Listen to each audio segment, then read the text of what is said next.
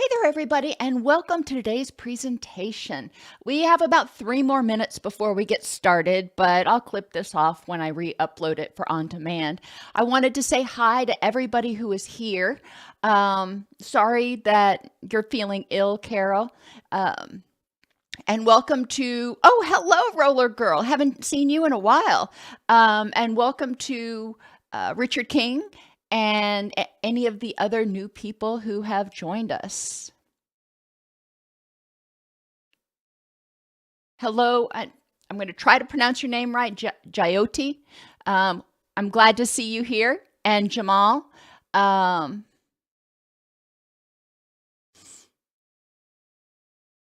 Space Time.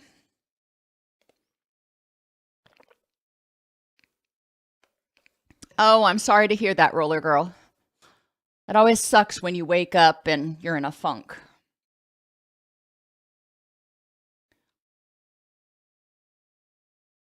Schema is something that I really like talking about. Y'all know that.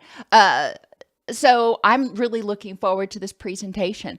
Do any of you have any questions about schema that you just really want to make sure we get answered? If so, go ahead and add those in the chat.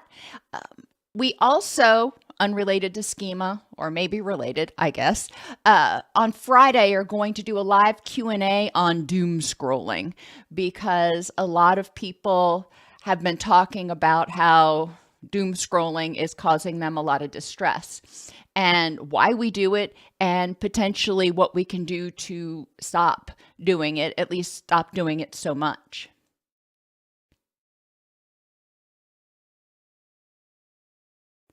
Alrighty, so let's go ahead and get started.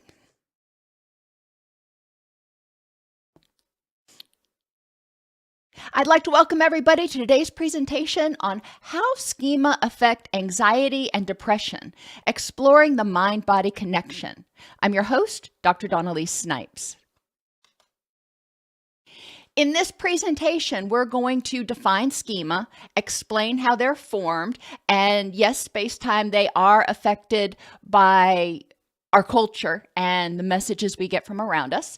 We will discuss why schema may be inaccurate or outdated, and identify at least 5 strategies to help people address unhelpful schema.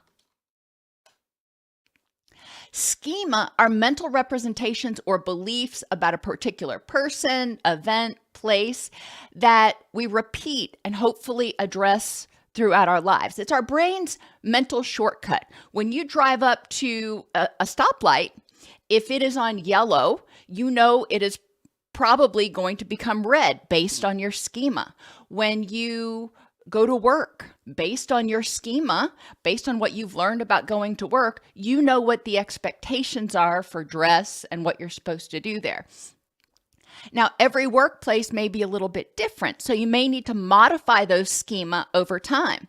Likewise, you may pull up to a traffic light and it's 3 o'clock in the morning, and instead of operating like it normally does, it's just a flashing yellow. And so you need to adjust your schema. Otherwise, you're going to be sitting there for a really long time. Schema help us anticipate the future based on our past experiences and predict the safety of a person or situation. Again, we're looking at what have we learned in the past based on similar experiences we've had. Schema are a type of metacognition. It's how we think about what we're thinking. It's an overarching folder. If you want to think of our thoughts as having folders and subfolders, you would have, for example, a folder about bills. And in that folder, you may have subfolders for your insurance bills, for your electric bills, for these different bills. And when you get them, you know what you need to do. Schema that tell us that we are unsafe and powerless promotes viewing the world through that lens and leads to chronic stress. If we've had experiences in which we have been unsafe and disempowered, that is what we talk about a lot as trauma.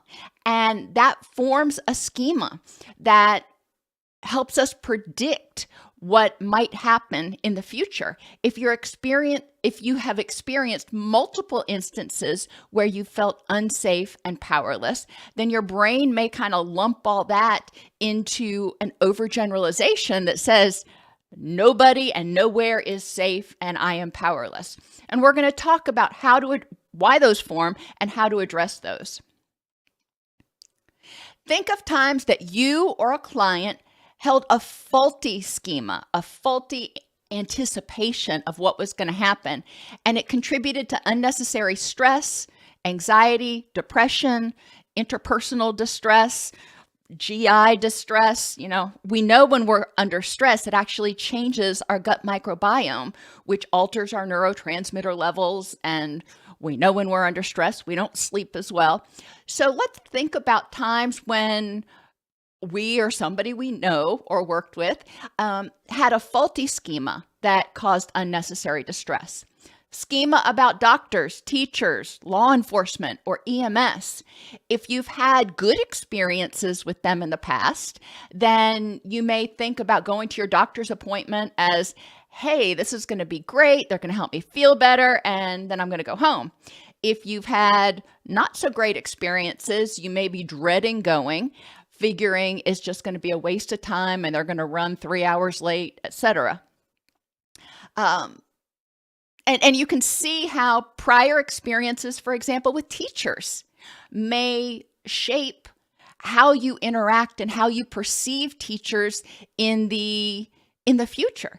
And throughout my educational career, from kindergarten all the way through graduate school, I had a lot of teachers with a lot of different personalities. And it was important for me to be able to step back and evaluate each professor or each teacher based on their individual characteristics. Yeah, they all have some similarities, but there are some nuances. So I interacted differently with different professors. Schema about dogs. We talk about this a lot because it's a common fear of a lot of people. Some people see dogs and they think, oh, cute puppy. Other people see dogs and they're terrified based on their schema from past experiences. Now, not all dogs are good. Well, behave properly. Not all dogs behave aggressively. And so when we encounter dogs, we have that initial schema that says, all right, based on my past experiences, this is what I'm expecting. And then we need to say, all right, but that gives us a heads up about what might happen, what is actually happening in this context at this time with this dog. I mentioned earlier, we have schema about workplaces. If you have worked in workplaces that were toxic, that were adversarial, then you may expect every workplace to be toxic or adversarial, which also means you're going to be on alert for those behaviors. You're going to be more likely to notice toxic and adversarial behaviors or perceive behaviors as being toxic or adversarial. Yes, you had a bad experience at XYZ company. Let's not make your current company carry the baggage of the old company. Our schema about ourselves and our goodness. Are we capable? Are we good people? If we are constantly criticizing ourselves and telling ourselves that we're no good, yeah, that's going to contribute to distress. Schema about our competence and personal power. This is another area. As children, when we're starting to form our initial schemas, we think globally, we think egocentrically, how we perceive it is how everybody perceives it. We think personally. And children often have difficulty separating when you have a situation, what parts of this situation can I change? They either want to be able to change the whole thing or they think they can't do anything at all. And adjusting our schema to be less all or nothing, to use fewer cognitive distortions, is really important. Yeah, there are certain things in just about every situation that we cannot change. However, there are a lot of things we can. And the schema about the safety or dangerousness of other people. If you've experienced trauma, especially interpersonal trauma, then you may have difficulty trusting others. You may not overgeneralize as much and think nobody is safe anywhere. You may think that people who have these characteristics are unsafe. And in general, I don't think it's accurate to categorize people. People with these characteristics might be unsafe, but what about this particular person? I worked a lot with people who were homeless when I was in Florida, and that's a great population. I enjoyed working with them, but not every person that I encountered was safe. Most of them were. And most people have a different schema about those who are homeless. Same thing with my criminal justice population. I love working with that population. Yeah, they did some bad things. It doesn't make them a bad person, but we still need to be aware that there are some that probably are on the sociopath end of the spectrum. So not lumping in all people who have criminal histories as being bad people or dangerous people. And that's really what we need to think about. So schema are your brain's shorthand that tells you, based on what we know up till now, this is probably what we can anticipate. Schema are formed based on the interpretation of the event and memories of experiences. And interpretation is really important. If you go into a situation expecting the worst, you're probably going to experience the worst. You're going to perceive it as being threatening, as being overwhelming. If you go into a situation and perceive it as a challenge or perceive it as no big deal, you're probably going to notice different things, and your stress response isn't going to be primed ahead of time. That doesn't negate what happened. Your memories in the past doesn't mean it's okay, doesn't mean you got to let go of that pain. You can do that whenever you're ready to address those issues. Schema can be modified, though, to say that situation was dangerous, that was awful, that was traumatizing, and I had no power. This situation is very different. There are similarities, but what are the differences? And remember that we are different. I'm different today than I was yesterday or 3 days ago. And I'm stronger, I hope, today than I was yesterday or 3 days ago. That's one of my goals. And things that may have caused me distress in the past may still be distressful, but I can look at what's one of the things that's different between then and now. I'm stronger. I have different tools. Our interpretation of what's going on is impacted by our age and our similar experiences. Remember, I said that children think in all or nothing terms, are egocentric, and tend to think personalize everything. It happened because of me. You see the world the same way I do, and it's an all or nothing situation. You love me or you hate me. That is the way children are wired. Go back and look at Piaget's study on cognitive development.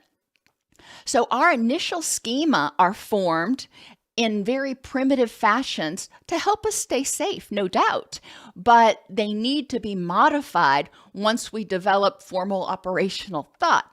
Unfortunately, most people don't really realize that. And that's part of our caregivers' responsibility, is to help us start differentiating, to start moving from all or nothing to some.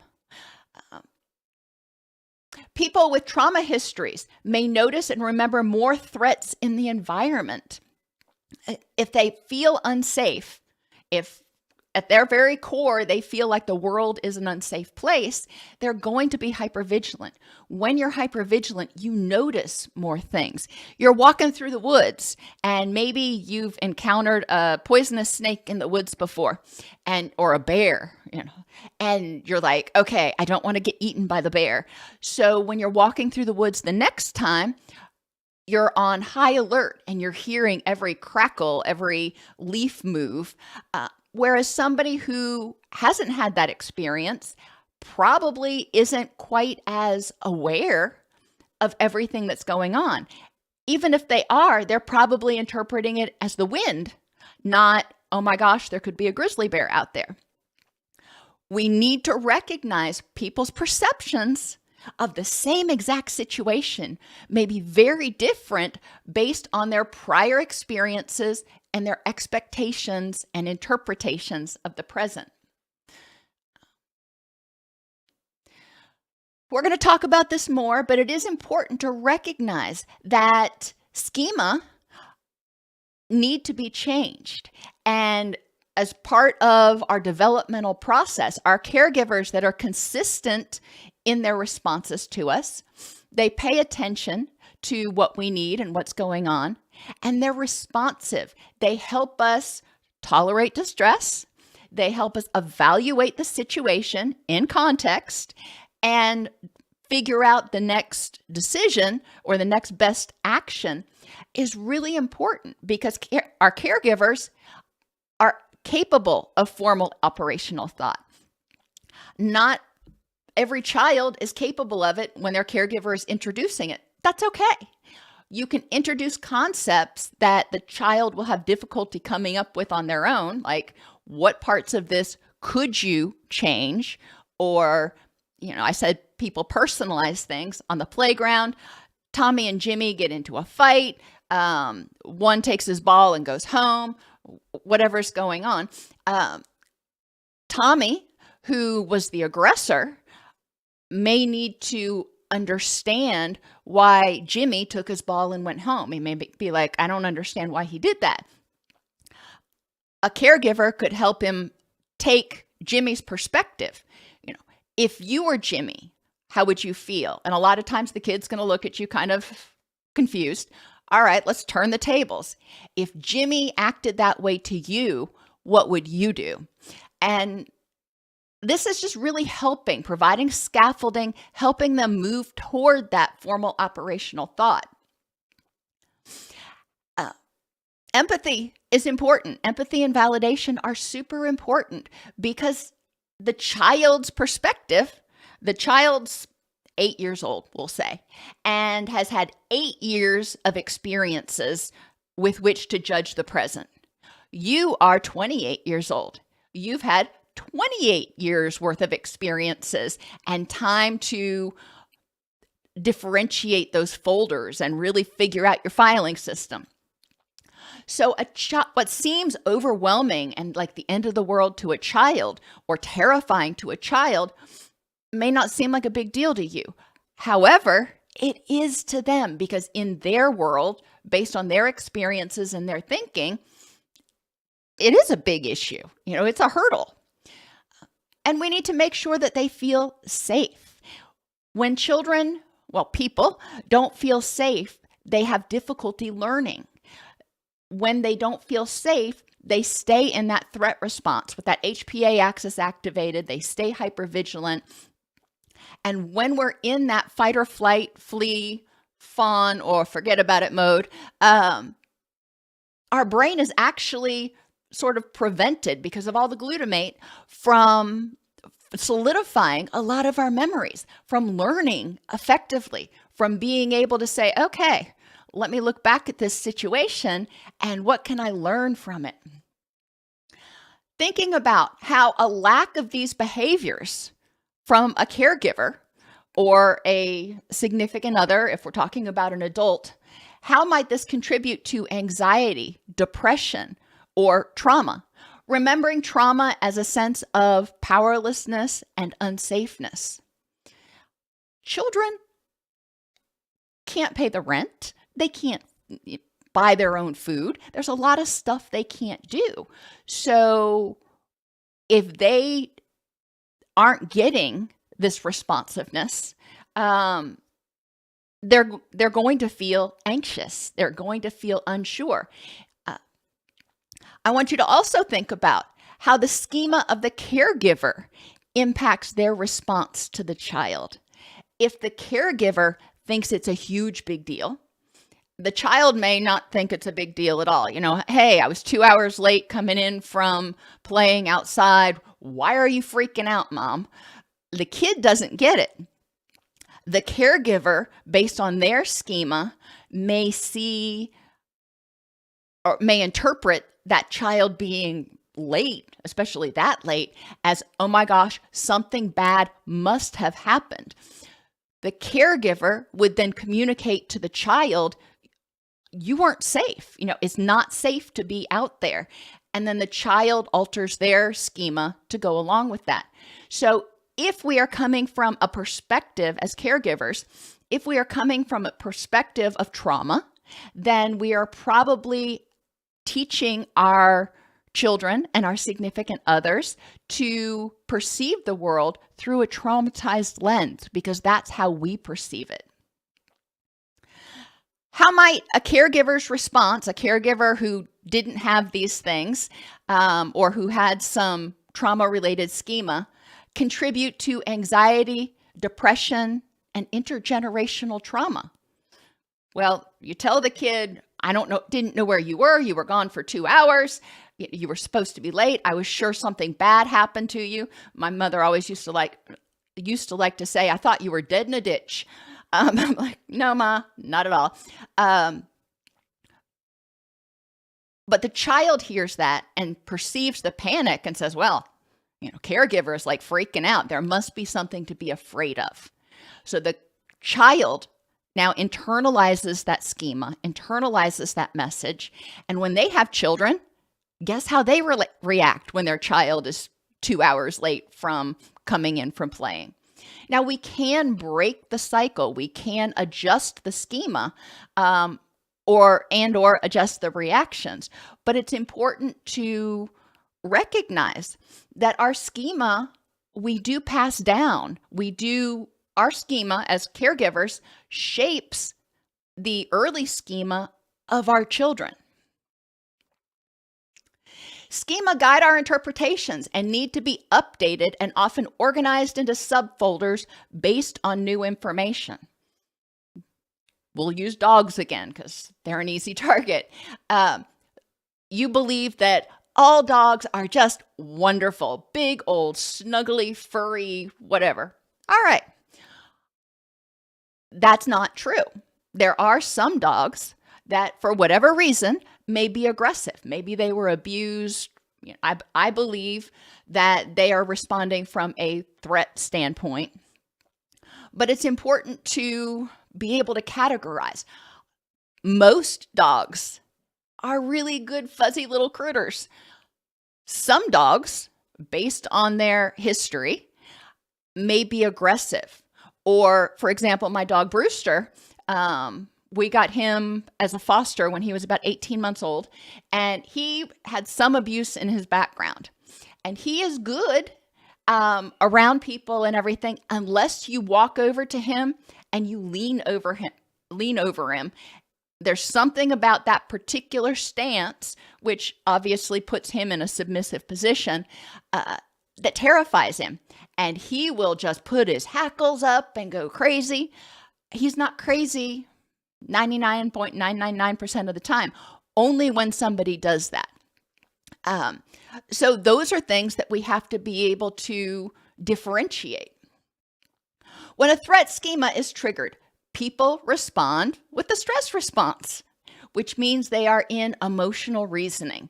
They are in, crap, I need to make the threat go away. I need to fight, flee, fawn, freeze, or forget about it. Operating in stress mode also prevents them from recognizing when a schema is inaccurate. If you're in the midst of a situation where your prior schema said you're in danger, then when you experience that again, the automatic response is you're in danger, not you might be in danger. Let's evaluate. Kind of like when the smoke alarm goes off at home. Doesn't always mean there's a fire. Sometimes it means that somebody took too hot of a shower. But when somebody has had a traumatic experience in the past surrounding a trigger, surrounding a situation, they are more likely to perceive it as a threat in the present, which prevents them from effectively evaluating. Distress tolerance skills, super important here. As Linehan says, people need to be able to tolerate, acknowledge the distress, identify, hey, this is scaring the crap out of me. Tolerate the distress, down-regulate so they can get into their wise mind and evaluate the situation.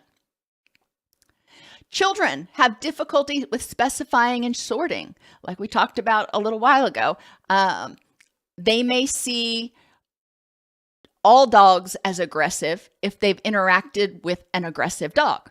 Likewise, they may see all dogs as, furry little sweet critters, and then they go up to some dog that they've never met before and they get bit. Not a good thing. We need to help them recognize and start sorting. Children may have difficulty recognizing, or people who don't change their schema may have difficulty recognizing that what was dangerous to you as a child may no longer be dangerous. If you're 4 years old, it's not safe for you to stay home alone. When you're 24 years old or even 14, then, it's different. So the fears that you had when you were 4 about monsters in the closet or whatever, and the fears your parents had about leaving you alone, which are justified because it's not safe, they're not the same. So as caregivers, our schema have to change as our children grow. When we start to believe, instead of they're unsafe being home, they are capable of being home during daylight hours or for 2 hours or whatever. Not only does the child's schema need to change that says, hey, I'm safe. I can stay home by myself for 2 hours or whatever the case is. The caregiver also has to communicate that. There's a difference. We're not going to leave you home for a weekend. However, we believe that you are safe being home for 2 hours. And that's the caregiver being responsive to the child and saying, we understand this is what we've always said, and this is what's different now. You're 14 now, you're 24 now, and you can stay home alone. The expectations that applied to something 20 years ago may not apply now. Y'all know, or most of you who've been with us know, that my family has a long history of cancer. And when I hear cancer diagnosis, my schema say, that's going to be really bad. However, cancer treatment has come so far in the past 20 years that that is not accurate. The same thing for HIV and AIDS. We have come so far in understanding and being able to address it that instead of being a terminal, a death sentence, if you will, it is an issue, but it's one that can be addressed, and most people can go on to live a relatively, quote, normal quality of life. Schema can be inaccurate because of emotional valence. As I've mentioned multiple times, when we are already stressed, when we are already anxious or depressed, when we are exhausted, we tend to notice the threats more. When you're tired, your brain is going, all right, you got to be on alert. We also have a harder time changing threat schema. Schema that in the past helped us stay safe tend to be a little bit more resistant to change. If you had a bad experience with a dog, we'll go there instead of other traumas, then it may be harder to alter that schema. It may be harder to decondition or modify that schema because your brain's going, are you sure? Are you really, really sure? And this is where writing things down, journaling, filling out worksheets can be really helpful for people so they can process information after it occurs. Sometimes something happened, they got really stressed out, their anxiety went up. All right, that sucks. Maybe later that evening when they're reflecting on their day, they can explore what happened and explore the thoughts that they were telling themselves and identify whether it was actually threatening or not. And then look at that situation over time. Each time you encounter a dog, how many times did it turn out to fulfill your expectation and how many times did it not? Looking at the facts in context. There can also be a lack of knowledge, caregiver responsiveness, and healthy guidance on interpretation, that aspect of cares that we talked about earlier. For example, if the caregiver had a mental health issue or addiction and they relapsed, then they may not be able to connect or be emotionally, or maybe not even physically, present for the child. So there's nobody there to help the child interpret the world from a more advanced perspective. So they're back to going, I'm going to perceive this as best as I can, egocentrically, personally, and all or nothing. The caregiver is angry. Okay, well, even if the caregiver isn't relapsed for some reason, if they come home and they're just in an awful mood, children often personalize that. And it's important for us as caregivers to communicate, or even as significant others, because there's a lot of people in this world, when their significant other comes home and they're in an awful mood, they assume it's something they did, or they assume things are getting ready to get unpleasant. It's important for people to be able to communicate their feelings, their thoughts, and develop and maintain healthy boundaries. Caregiver is angry, had a bad day. The child thinks they're angry at me. So it's important for the caregiver to say, I had a bad day. It has nothing to do with you. And I need to take a time out for a little while or something. Okay. A lot of children who grow up in chaotic households also start to believe it's my responsibility to fix everything, because caregivers were not responsive. They were not consistent. They were not available sometimes. The child learns that if I want to get fed tonight, I got to do it. If my brothers and sisters need to get to school this morning, I need to pack their lunch because I can't count on my caregiver. I can't count on other people to do it. So how does that shape the way they perceive the safety of the world? And conflicting or inaccurate information like fear-mongering and gaslighting, this can come from caregivers, saying, oh, that didn't happen, or I always took care of you, when that wasn't actually the case. Conflicting or inaccurate information from others in your community, from others in your social media, whoever you're getting information from that's helping you process life on life's terms is helping to potentially shape your schema. Is the information you're getting accurate and theoretically unbiased? Most of us can say in most instances, no, because everybody has their own schema. What somebody else may see as overwhelming or devastating, you may not see as that way. So it's important to be respectful of people's boundaries, but also to recognize that sometimes conflicting information is not presented with malice. It's just what that person seized off of the experience. When cops interview people after some kind of an incident, they interview 4 people, they're going to get usually at least 3, if not 4, very different accounts of what happened based on their physical perspective, as well as what they paid attention to in the situation based on their schema. And we can also get conflicting or inaccurate information from ourselves when we're telling ourselves, you can do this. And then the next minute you're telling yourself, why did you even try? You failed at everything. When you are telling yourself you're a good person, and then something happens and you tell yourself you suck, that makes it really difficult to figure out what the truth is. According to schema therapy, there are several different types of schema. And I want you to think, as I go through these, we're going to talk about modifying them in a minute.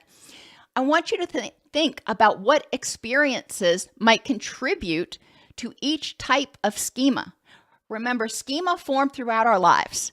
And if you work with adults, maybe somebody had a great childhood and everything was picture perfect, and then stuff went to the toilet when they were in their 20s. All right.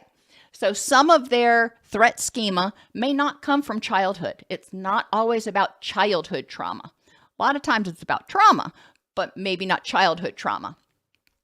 So we want to think about what experiences can people of different ages have that help them feel secure, that help them feel like somebody is going to be consistent, available, responsive, empathetic.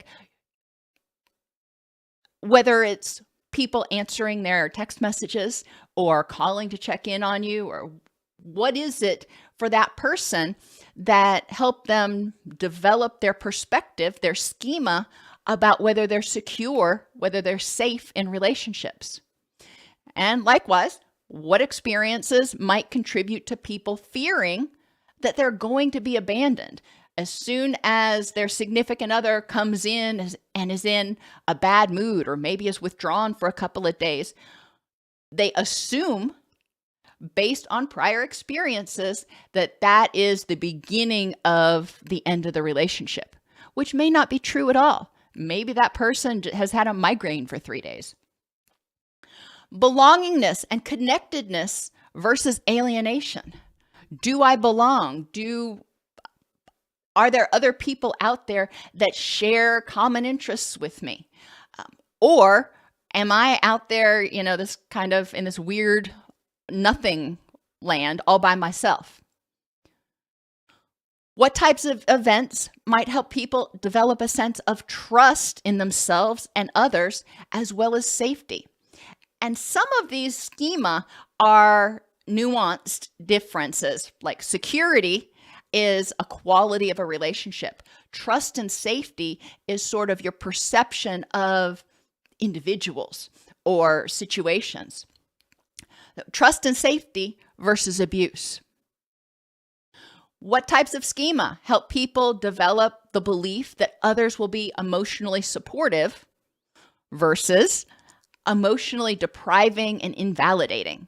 When people tell you that you're feeling wrong or you're thinking wrong, your perception is inaccurate, how does that make you feel? Now, the perception may be inaccurate in their eyes, and maybe eventually it's inaccurate in your eyes. But at that moment, when you're having that perception based on your schema, it is accurate. At that point, you acknowledge the schema, and then you identify, tolerate the distress, and then identify whether that schema is accurate in this context at this time. Just like the stoplight that I mentioned earlier. Driving along at 3 o'clock in the morning, if I come to a flashing yellow light, my schema is going to take a minute to kick in because I'm used to, yellow going to red, red going to green. That's how it works. But then I remember, in this context, at this time, yellow means this. Acceptance and contentment versus hypercriticalness. When children are met with inconsistency or hypercriticalness, they will learn to be that way. Their schema will be formed that shapes how they perceive themselves as well as others and their situation. If their caregivers are never satisfied, then they are probably going to have difficulty adopting a schema of contentment. Like, this is good. It's always going to be, it should be better. Self-concept and self-esteem. Who am I versus who are you? And versus enmeshment. And in families where children are told what to think, or in relationships where people are told what to think and how to feel, that's enmeshment. It's a violation of boundaries and keeps the person from figuring out, what is it that I think and I feel? Success and empowerment versus failure. Self-control and determination versus disempowerment. What do I see when I encounter a challenge? Do I see the aspects that I can control, and am I motivated to change the things I can? Or when I encounter a challenge, do I automatically feel like, screw it, it's not worth it? Positivity versus positivity and optimism versus negativity and pessimism. Competence versus defectiveness. Am I able to do this, or am I defective? And independence. Can I survive on my own? Can I do things on my own? Now, remember, we tend to be interdependent, but independence and dependence is a continuum.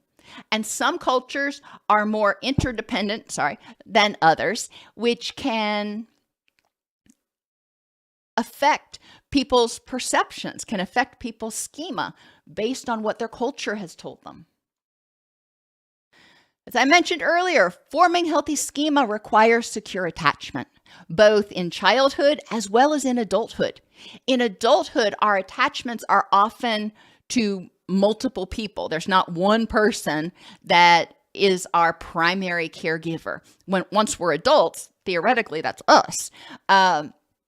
But there are people in our lives who are consistent, attentive, responsive, empathetic, and help us feel safe. They help us carry the load of life on life's terms. And when we don't have these needs met as children or adults, it contributes to stress. In terms of adjusting schema, we need to help people identify and evaluate their current schema that are causing their distress.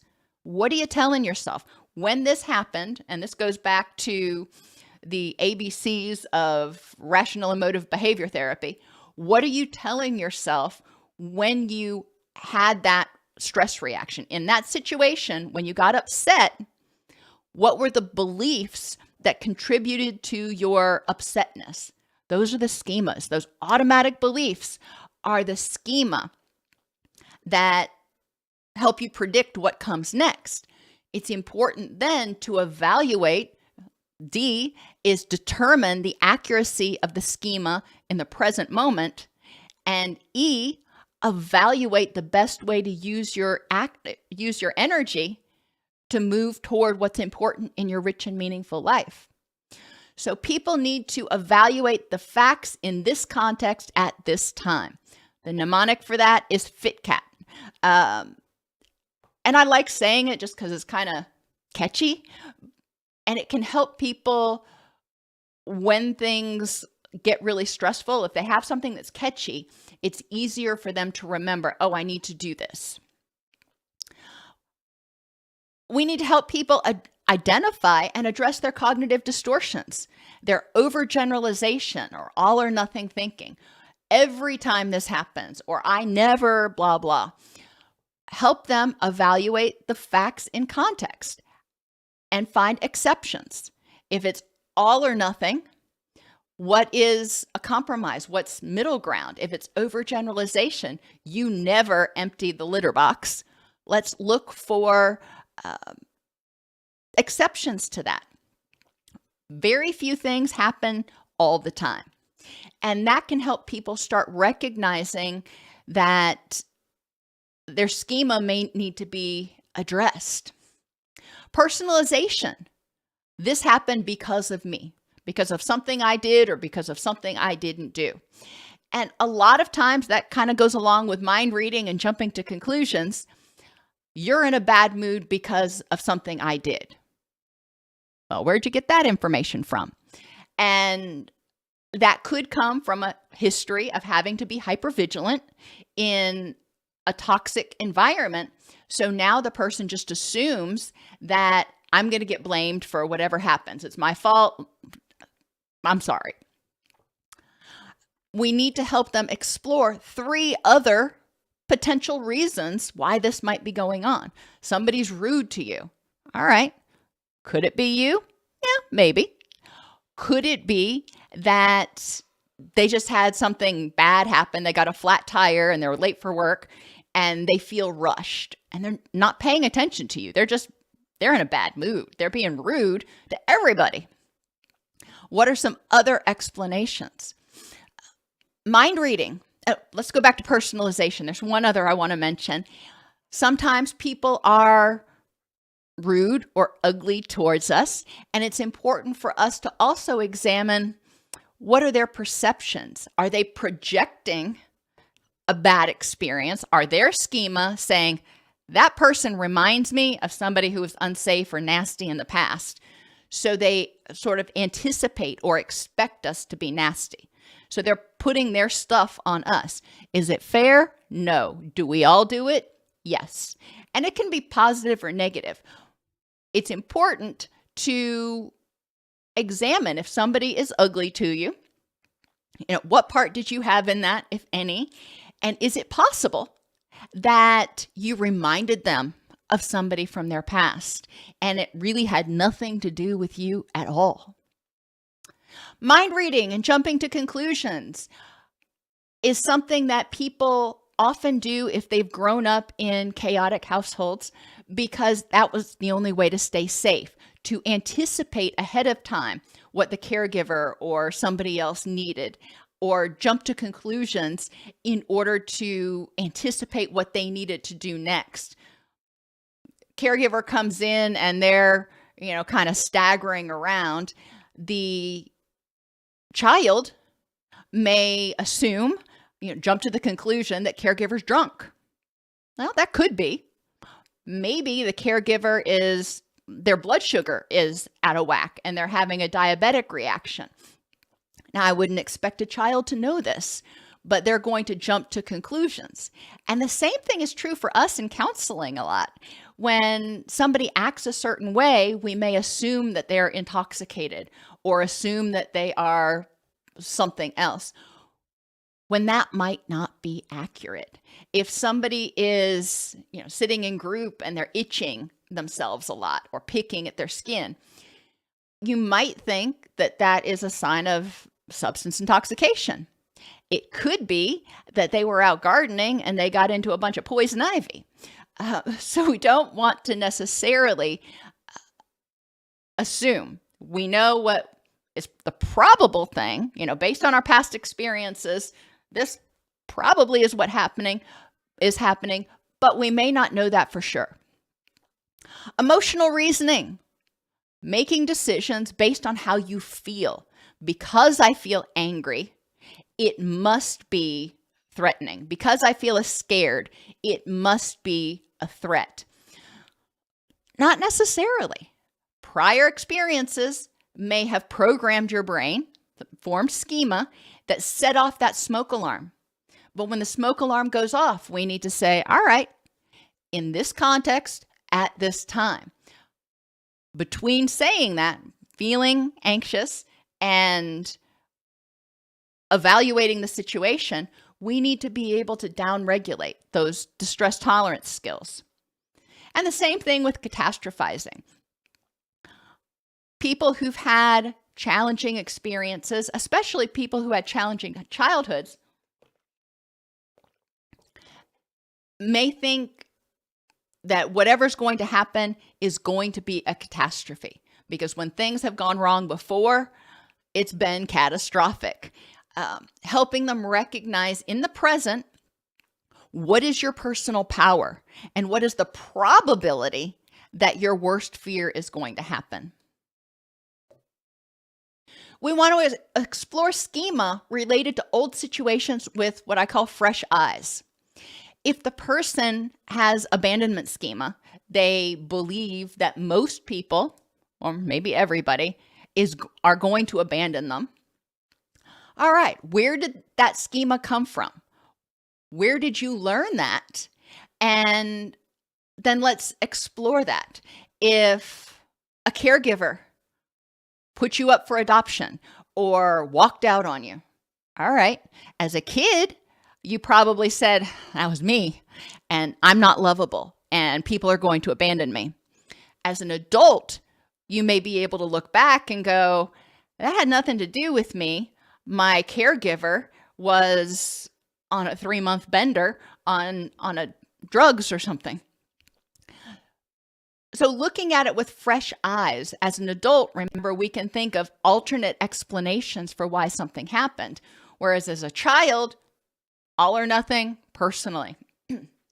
Safety, same thing.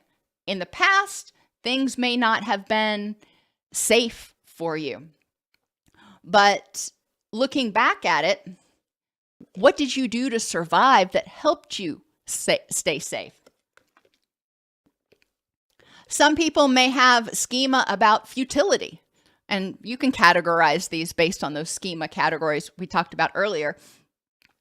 But recognizing what was futile in the past because you didn't have the skills, the tools, the knowledge, whatever, may not be futile now. Looking at it with fresh eyes, not the way that person did 10 years ago, but how you can right now in the present. Encourage people to write down, do the ABCD worksheet, recognize patterns in schema that contribute to distress. Like situations like this remind me of. I had to appear at a couple of board meetings last week. And I can tell you, it triggered a significant stress response in me. Now, why my schema were telling me that, I'm still not sure where that came from because I'd never been before a board before. But it was terrifying for me. So situations like this remind me of being powerless. Maybe not before a board, but in situations where I've had to do something and been completely at the mercy of whomever I was interacting with. We need to help people decide on the most accurate interpretation in the moment and how they can choose to use their energy to move toward what is important in their rich and meaningful life. I've said before, say again, what's important for me in my rich and meaningful life is not the same as what's important for my best friend. And that's okay. They are more motivated by money and being able to buy what they want when they want it. I'm more motivated by relationships. Doesn't mean there's anything wrong with them, but when we encounter particular situations, we're probably going to make different choices based on what motivates us. In terms of schema restructuring, this really gets to the heart of those cognitive distortions. And it's important for us to help people identify, all right, when you start fearing abandonment, when you start fearing that people are going to leave you, let's figure out what you're telling yourself. And then let's evaluate what aspects of that you have control over. Will some people abandon you? Yes. Is it because of your unlovableness or you're not good enough? Only a person can answer that. I can't tell them, no, has nothing to do with you. But we need to help them evaluate the beliefs, the schema that they have that are triggered when they encounter situations that cause them to feel like they're going to be abandoned, and evaluate them. Once they've determined a more middle of the road schema, because generally there's still some kernel of truth, like some people are going to abandon you, but writing it down in the restructured format so it's less all or nothing, it's less catastrophic, it's less personalized. You would go through each of the different categories of schema and help people work on restructuring their beliefs about themselves, about others, about situations, and recognize commonalities between those. Maybe there are certain situations that are kind of general, like going to the doctor, that regularly trigger their anxiety response. Or so what is similar across all those situations, and how accurate are your beliefs about them?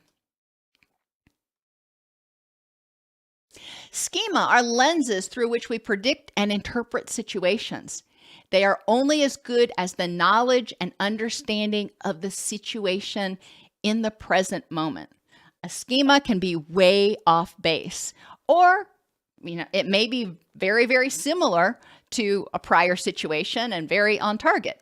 But the only way we know that is if we're able to downregulate and evaluate the current situation, the facts in this context at this time. Schema often need to be altered as we gain new information or in new situations. If you're starting a new job, if you're in a new relationship, you have schema based on past employers and past jobs and past relationships. However, it doesn't necessarily mean that what meant something in that prior relationship is going to mean the same thing in this one. And one more example, if in a prior relationship, when your significant other would come home and go into a room by themselves, it meant they were relapsing or they were getting ready to cheat on you or leave you. Okay, that's pretty awful. In the present relationship, maybe your significant other comes home and goes into their cave and spends some time because they need to decompress after a long day, and they don't want to kind of trauma vomit on you from what happened for the day. The behavior's the same. They're going into their caves. The reasoning is very different. Are there any questions?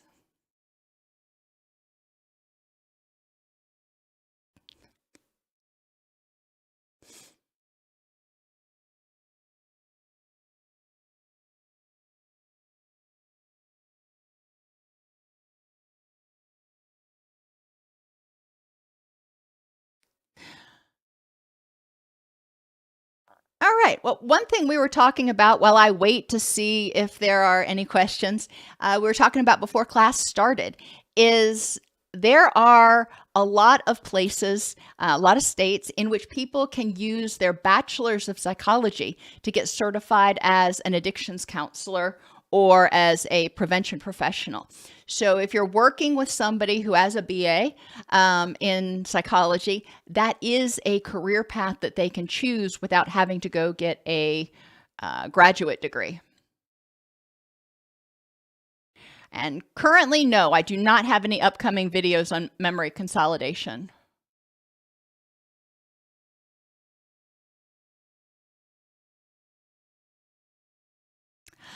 Teal, as far as the counseling compact, we're all waiting with bated breath. It's supposed to go into effect. They've been teasing that it would be in July. I know they were working on developing the databases and trying to figure out what was going to be required. Most of us who've worked with people with computers know that it's probably not going to happen in July because the database is not going to be where it needs to be. My understanding is that once the compact is in place, all you'll have to do is file a one-page application and maybe take the jurisprudence exam in that state, maybe not, in order to be able to practice and then in that state. And every year you would need to pay them their fee for allowing you to practice. So, it's definitely a moneymaker for most states. They're probably not going to make it too terribly difficult. I am looking forward to when that actually comes to pass, though.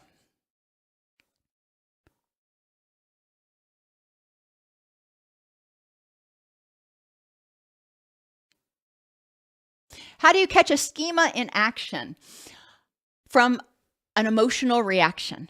Whenever you have a feeling, it is being prompted by beliefs. Your cognitions affect your emotions and your behaviors. So when you have a feeling, or maybe if you're not feeling anything, when you're engaging in a behavior like addictive behaviors, that's telling you, I'm telling myself something, I'm having some beliefs, I need to look at what's going on with those right now.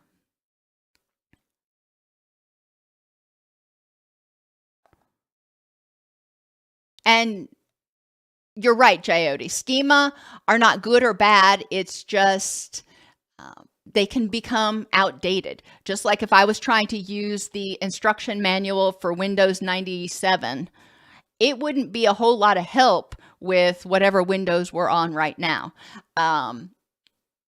They're both Windows products, but the manual hadn't been updated to be accurate for this current version. We often keep fears in the back of our minds because that is that threat-oriented schema that we have developed. And it's going to be important to decondition that, to start writing down the fears that you have and then examining how often are those fears justified versus not justified. So you start recognizing the difference between your feeling that something bad's going to happen and the probability, the facts based on that.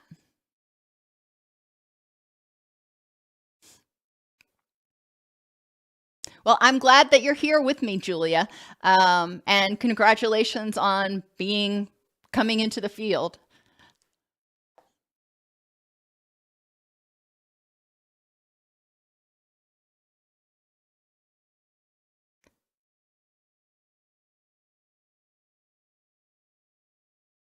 I assume you mean Cleveland, Tennessee, which is supposed to be an absolutely beautiful place, Teal. So from what I've heard, you'll really enjoy it, especially if you like hiking and doing those sorts of things. There's plenty to do around Cleveland. And I'm pretty sure that's one of the areas in Tennessee that actually has some of the greatest number of sunny days every year.